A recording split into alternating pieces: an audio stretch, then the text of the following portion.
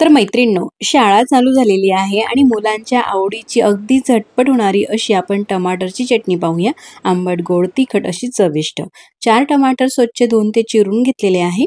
त्यानंतर गॅसवरती कढई ठेवून त्यामध्ये अगदी थोडंसं आपल्याला तेल घालायचं आहे. तुम्ही पाहू शकता इतपत.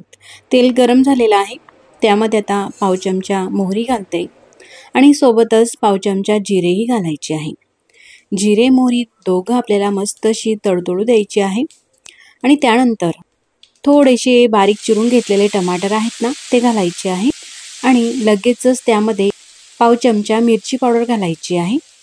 मिरची पावडर जळू नये म्हणून आपण आधी टमाटर घालून घेतले, परतून घेतलेला आहे. मस्त मिरची पावडर ही भाजली गेलेली आहे. त्यानंतर सर्व हे टमाटरचे काप टाकायचे आहे आणि परतून घ्यायचे आहे. आता गॅसची फ्लेम कमीच आहे. मस्त पूर्ण तेलामध्ये हे जे टमाटर आहे परतून घ्यायचे आहे आणि परतत असताना सोबतच त्यामध्ये पाव चमचा मीठ घालायचं आहे. पूर्ण मीठसुद्धा मिक्स करून घेतलेलं आहे.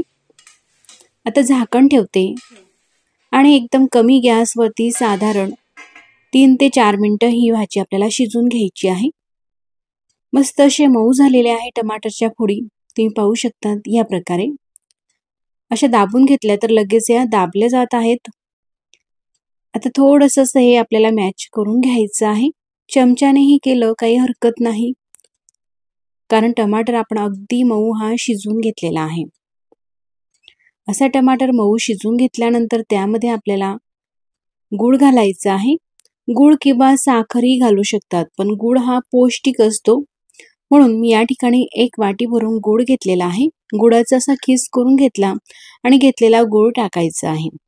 अशी गोड, आंबट, तिखट, चविष्ट भाजी मुलांना बनवून दिली तर मुलं अगदी आवडीने खातात आणि डबासुद्धा अगदी फिनिश करून आणतात.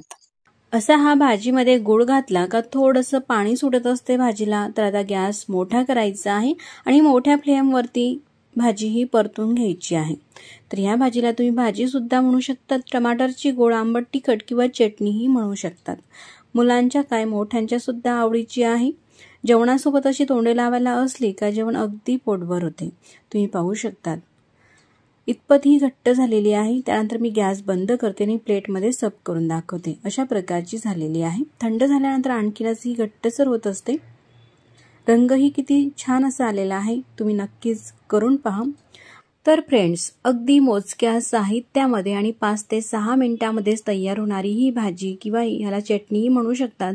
ही रेसिपी तुम्हाला कशी वाटली मला कमेंट्स करून सांगा आणि व्हिडिओ आवडल्यास तर व्हिडिओला लाईक करा. चॅनलवरती नवीन असाल तर प्लीज चॅनलला सबस्क्राईब करा. मग पुन्हा भेटू नवीन रेसिपीसोबत. तोपर्यंत नमस्कार.